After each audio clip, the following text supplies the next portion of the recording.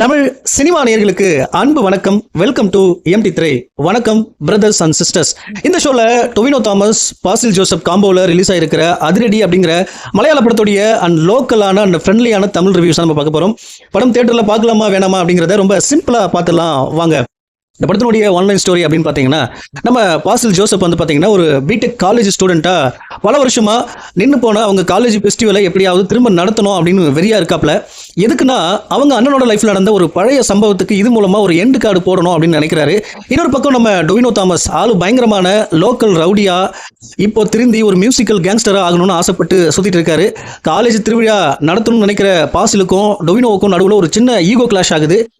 இவங்களுக்கு நடுவுல இவங்க ரெண்டு பேருக்கும் எப்படி முட்டிக்கிறாங்க, இந்த ஃபெஸ்டிவல் நடந்துச்சா இல்லையா அப்படிங்கறதா இந்த படத்தினுடைய மீதி கதை. இந்த படத்தை பத்தி ஆலோசனம் அப்படின்னா, இந்த படத்துல இருக்கக்கூடிய அந்த பிளஸஸ், இந்த படத்துல எதெல்லாம் மாஸ் அப்படின்னு பாத்தீங்கன்னா, Tovino and Basil combo chemistry தான். அதாவது மின்னல் முரளி காம்போ ஞாபகம் இருக்குல்ல பாஸ், அதே மேஜிக் இதுலயும் ஒர்க் அவுட் ஆயிருக்கு அப்படின்னு தான் சொல்லணும். பாசில் வழக்கம் போல அவரோட அந்த பாவமான கிரிஞ்சி காமெடியில ஸ்கோர் பண்றாரு. இன்னொரு பக்கம் டொவினோ திருவனந்தபுரம் ஸ்லாங் பேசி ஒரு லூசுத்தனமான ரவுடியா சும்மா பிரிச்சு மேஞ்சிருக்காரு அப்படின்னு தான் சொல்லணும். அடுத்து வந்து பாத்தீங்கன்னா, இந்த படத்தினுடைய இன்டர்வல் பிளாக் அண்ட் கிளைமேக்ஸ், அதாவது ஃபர்ஸ்ட் ஹாப்ல வர அந்த இன்டர்வல் சீன் தியேட்டர்ல மரண மாஸ் ரெஸ்பான்ஸ் அப்படின்னு சொல்லி ஆகணும்.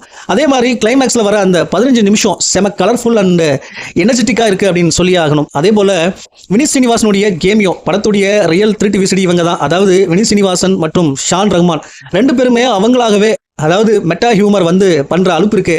தியேட்டர்ல எல்லாருமே சிரிச்சு சிரிச்சு வயிறு புண்ணு ஆயிடுதுங்க, அந்த அளவுக்கு காமெடி பண்ணி வச்சிருக்காங்க. அடுத்து வந்து பாத்தீங்கன்னா வைப் அண்ட் மியூசிக், அதாவது விஷ்ணுவோட BGM, அது மட்டும் இல்லாம மியூசிக் அப்படியே நம்ம பிரேமலு ஸ்டைல்ல ஒரு காலேஜ் திருவிழாவை, அதாவது அந்த திருவிழா வைபை அதாவது என்ஜாய் பண்ண வச்சிருக்காங்க. அந்த அளவுக்கு இருக்கு மியூசிக். இந்த படத்தில் இருக்கக்கூடிய மைனஸ் அப்படின்னு பார்த்தீங்கன்னா, எதெல்லாம் கொஞ்சம் சொதப்பிருக்காங்க அப்படின்னு பார்த்தீங்கன்னா, அதாவது எமோஷனலில் கொஞ்சம் சொதப்பிருக்காங்க அப்படின்ற மாதிரி தோணுது. அதாவது காமெடி, லோக்கல் கலாட்டா எல்லாமே ஓகே தாங்க. ஆனால் பாசில் அவங்க அண்ணனுக்காக இந்த திருவிழாவை நடத்தணும்னு நினைக்கிறாரு இல்லையா, அந்த எமோஷனல் கனெக்ட் பெருசாக நம்மளை பாதிக்கல அப்படிங்கிறது தான் பெரிய விஷயம். ஏன்னா படம் முழுக்க ஃபன் எலிமெண்ட்டாக போட்டு நடிச்சிருக்காங்க. அடுத்தது வந்து பார்த்தீங்கன்னா, ஹீரோயினுக்கு வேலையே இல்லை. அதாவது ரியா ஷிபு மற்றும் ஐரின் இபாப்னு ரெண்டு ஹீரோயின்ஸ் இருக்காங்க. ஆனால் அவங்களுக்கு படத்தில் பெருசாக ஸ்கோப்பே இல்லைங்க. லவ் ட்ராக் எல்லாம் சும்மா அப்படியே பேருக்கு வச்ச மாதிரி இருக்கு.